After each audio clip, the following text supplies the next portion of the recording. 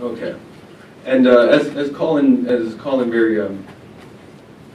very nicely pointed out, a lot of the stuff I have to do is heavy, and has to do with you know, bringing to the audience the truth about what being Inuk is in Canada, and I want to talk about this melting pot idea, because, you know, people come from Somalia, Ghana, China, Peru, Australia, and we all throw them in the pot, and we stir it together, and sometimes we like to pretend that it becomes this kind of suspension, but really it's just, you know, it's like gumbo, you know?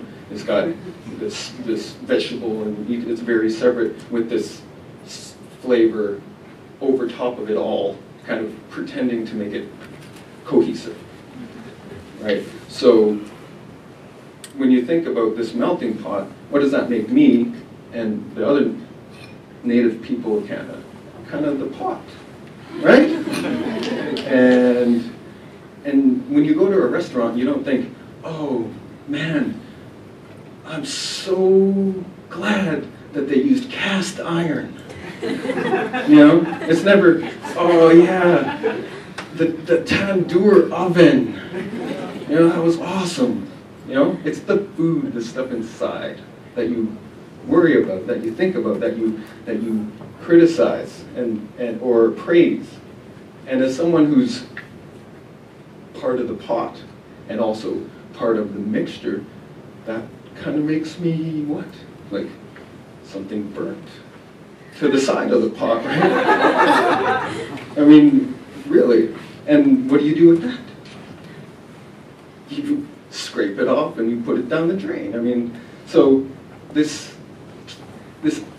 Canadian identity that we all kind of come to accept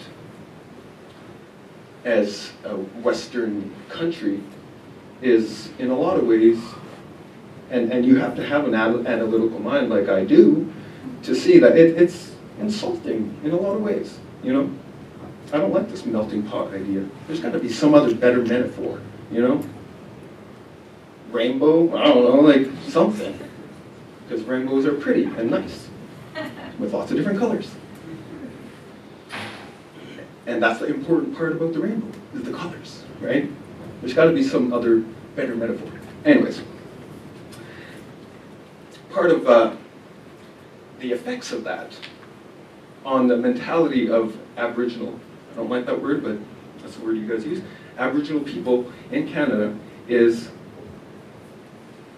a sense of loss, a sense of not belonging. And to not belong on land, unceded territory that has been yours and your people's for generations upon generations, because we don't think about it in centuries, and, you know, it's not time, it's been ours. It's been our space for generations. So there's a sense of being out of place in your own place, you know? And that messes with people's minds. I mean, it's messed with mine. So this verse that I wrote has to do with one of the kind of symptoms of that, which is suicide. And I'm going to keep rambling a little bit. Suicide, unfortunately, where I'm from, in Nunavut, is seen as a problem. Oh, our suicide rate is 11 times the national rate. What are we going to do about that? What are we going to do about suicide? How are we going to fix suicide? How are we going to make suicide better? But that's totally missing the point that it's a symptom. You don't, it's not a, suicide is not a problem. You commit suicide because you have serious problems that bring you to that point, right? So we really need to stop treating suicide like a disease. You know, we don't treat the balding that occurs because of chemotherapy. You know, that's what you're doing when you're trying to stop suicide. We have to stop the things that cause suicidal ideation, to use the government terminology. All right. And as one last aside, this is kind of why I've drifted away from slam, is I tell stories basically, and I give you facts, and I tell you the truth. And I'm not saying slam poets don't do that, but they do it in a much more emotionally, for lack of a better word, manipulative way. You know, successful slam poets twist how you're feeling and make it in a lot of times how they think you should feel. I don't want you to feel any way. Like, I could care less how you feel. But I want you to know what you should be feeling about, you know? Suicide amongst Inuit, 11 times the national rate. You should know that.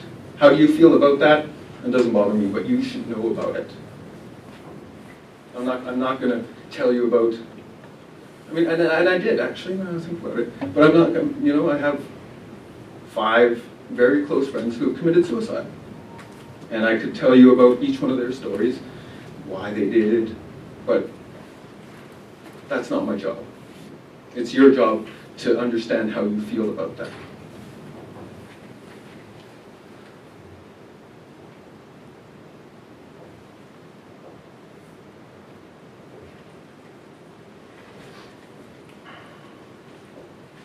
Like when the moon rise and rise without no sunshine, endless darkness when I wrestle my own lines. Why are we worried about sweatshops out with Asian kids when our own are killing themselves before they live to double digits? Why are we leaving our babies alone in burning buildings, going next door to check on the welfare of the neighbor's children? It's a crime. It's punishable by a hard time, but nobody's saying a word, nobody's dropping that dime. And I'm broke, but I got hope, so I'm dropping my rhymes. Enough of the sidelines waiting to get into the game. Tired of yelling, coach, please, anything, just call my name. I'm sick of carving my initials in the side of pinball machines. So I pull no punches as I move up at full steam. Spread light and knowledge and make you see what I had to see. Because a fork in the road is only a fork if you agree. I see limitless invitations, 360 degrees.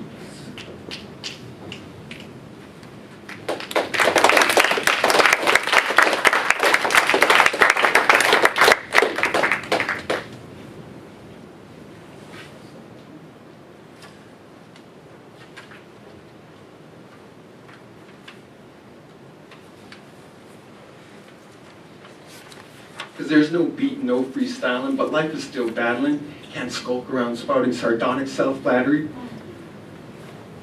Sardonic self-flattery. I'd be quick to launch a shell attack from the peanut gallery. But beef is the ballistics for the barrage and battery. We have to strike a peace deal, get a sectarian truce, like the Resurrecta, hip-hop, and a strict vegetarian too. Got nouns, but need verbs, because I got words to move. So pile them all in like a carpool to grammar school. When I drop knowledge, it's called, when you drop knowledge, this is one of those hip-hop affects, talking to some imaginary dude, and talking down to him and telling him he's, when you drop knowledge, it's caught by 4-year-olds. Look at a guest on Bill Nye the Science Guy show, while you find me in a hole digging up Allosaurus bones to show you how far back in time you can date my rhyme and flow. Most stuff hammer helped to bang a shake from my lungs, so I'm a native son, but I speak a foreign tongue. This is North America circa 1491. Don't be surprised if worlds collide when my final verse is done.